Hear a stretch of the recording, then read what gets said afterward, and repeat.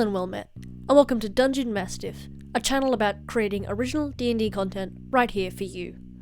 Please consider supporting us on Patreon at Dungeon Mastiff, or subscribing to let us know you've liked this channel. Alright, today we'll be making a half-elf wizard in Heroforge, an awesome website for creating miniatures. Let's dive right in. Alright, here we are on the main screen, and let's go ahead and change the species of this character. Let's go ahead and change it to a half-elf female. And now let's go ahead and change her, make some adjustments to her body. How about, her legs and torso are looking alright, so let's just make her a tad bit taller, and we'll do that in the measure tool, and make her around 6 feet tall, or maybe 5'10". Alright, let's go to the clothing and try and find a suitable outfit for this half-elf female. We want her to be kind of a wizard, you know, flowing robes and a staff and maybe casting a spell. So let's try and find an option which allows us to have like a nice free-flowing robe, maybe like the monk's robe option. And then we'll go into the head, and what we'll do is instead of giving her a hood, because that looks more like a monk, we'll give her a diadem or a circlet. That'll help her, you know, focus her spells and cast more potent spells. Alright, let's give her more of a wizard's robe like that, so she looks less like a monk and more like a wizard.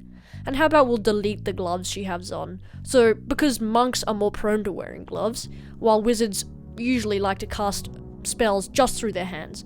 So we'll delete their gloves and then go into the pants option and we'll try and find a robe that's better, but we think that the monk's robe will do. Let's delete the shoes, since wizards again like to have their hands and feet bare, and then we'll try and find a spell for her to be casting. Scrolling down in the menu, here we are. We'll do summon lightning. Now we can do some really cool colors with this. A nice deep one at the base and a light one at the top to give us some flickering lightning later on. And then let's try and find her a nice wizard staff. Maybe this crystal one looks good in her left hand. Great. But we'll have to adjust her shoulder to give her a more, you know, powerful planting down the staff stance later. But that'll come in time. Alright, let's try and find a dagger to put at her side. Elegant dagger will do. But just clicking on that simply takes the staff away and puts the elegant dagger in her hand instead. So let's go ahead and select the staff again and look for the side option in this menu. Sword, staff, polearm. No, none of these are really what we want yet. Sci-fi, western, modern, and fantasy. Interesting. But you know what? There it is. This in the side option. Let's go ahead into the sword menu where we found the dagger before. You know what? Let's just go back into all and look for dagger. And that'll help us find the elegant dagger really quickly. There we go. Select it on her left side, like so. Great, we did it. Alright. I don't think she needs any back items, but let's go ahead and give her a ring. Let's do it on her staff hand, since the other hand looks more obscured by the lightning. Oh, that accidentally put it on the other hand. Alright, let's rectify that by choosing the ring finger on the right hand instead. Great, and we'll give her a ring. Maybe the oval ring. It's great. Now we can go ahead to pose, and this is where we change the tilt and angle of the shoulders, as well as choosing the overall pose. None of these look really like what we want, so, let's see.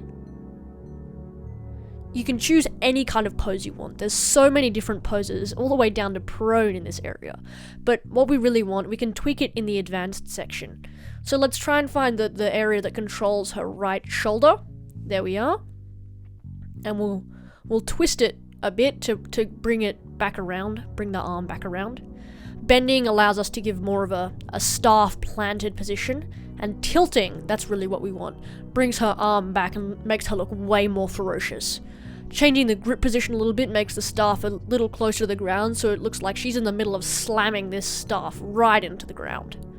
Alright, changing the left shoulder will allow us to bring her left hand forward like she's thrusting this spell out while shattering down this staff, for lack of a better word. Alright, we can change her expression to be snarling or confused or arg. That opens her mouth a lot, so you know what, let's just set that back to 0. Oh, no, it doesn't look quite right, so we'll just go all the way up on snarl, but no arg. Alright, now this is the best part, choosing a color color for the wizard. Alright, all these preset skin tones, I don't really like. I like to set the tones myself. So I like to start off with fabric or cloth. And so when I'm doing this, I like to pick a tone. So for this wizard, we're going to do a warm red tone, I think. And then, so you want to pick two major kinds of tones. A bright tone, like the royal red we used on her outside, and a deeper one for like, you know, the supporting garments under the robe. And then continuing patterns will give you a sense of, you know, continuity throughout the piece, which will really help bring some life and some naturality into your miniature. Great. Let's now go to our lightning. Maybe the middle bit's a bit too deep.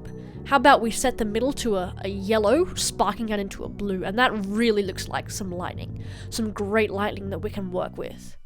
Alright, let's get some leather for her staff and where she's holding it. Actually, you know what? Let's grab some wood instead. Let's see if this oak works. What about a walnut? It's too skin tony. This wood seems better. Alright, now that we've done that, we can go back into the leather and choose a leather for the handle of her staff. I like that. Alright, now here's the fun part, making the crystals on her staff really shine. Let's do a blue and a purple mixture, blue at the top and purple underneath, and Heroforge, it's great. It'll automatically blend these colors for you and allow you to create a really vibrant and realistic tone for crystals or spell effects or whatever you want. Maybe an orange or maybe a darker belt. Yeah, that seems nice. Or how about a gold one? Great. That really pops the outside as well as the inside. And giving her a gold lining really allows us to define the colors and the color tone we want in this miniature, which is really great. Alright, that's starting to take some shape with some basic color in. Making a darker color for the hems of the sleeves. And then we'll give her wrappings on her arm a different color as well. Maybe a blacker, or how about a warmer one? The scarlet that we had before, or the royal red maybe. I don't know. Maybe tinker. Remember, just keep tinkering with the undergarments or the supporting garments for the robe, and whatever. Just keep tinkering and perfecting the colors, and that'll really give you a almost perfect miniature like this. Because Heroforge, it's really easy to undo stuff and create new colors and patterns together. Yeah. So when you're doing skin tones and in the miniature, remember when more shadowed areas, like under the neck, do it a tone or two darker.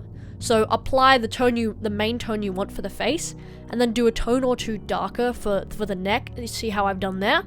And that'll give you some really natural shading that most people kind of miss when they're doing miniatures like this. Alright, give her lips and her teeth a fleshed out color, and then go to the hair, and we'll choose a nice natural color for her hair.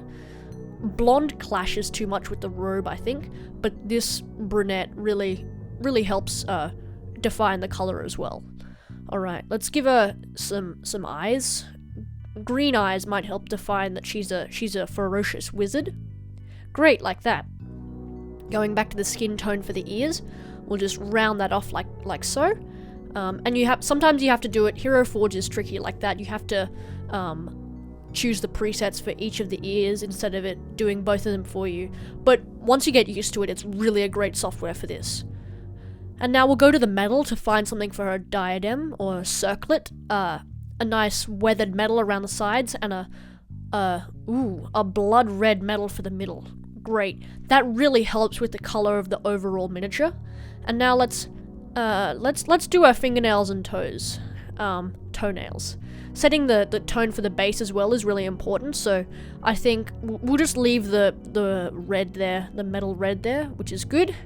And getting a good angle on fingernails and toenails is really hard, but finishing them off as well as the base with the same color, that really helps define our miniature. So just filling in every kind of metal thing to keep with the tone of, you know, a red, because we've gone with red for this miniature, we need to keep bringing that back. So whatever you can, make it as close to the tone as possible. That's my tip for using Heroforge for giving a consistent miniature all the way throughout. Now let's take the dagger, metal for the hilt, a red sash, I suppose, or a stitch for the handle, and we'll make some different colors for the handle, dark and light, so it looks interesting, like so. That's great. Alright, we're almost done here, I'm pretty sure, except we just need to finish off that tiny bit around the neck. Alright, look at that. A completed miniature in Heroforge. Thank you for watching. Please remember to like and subscribe.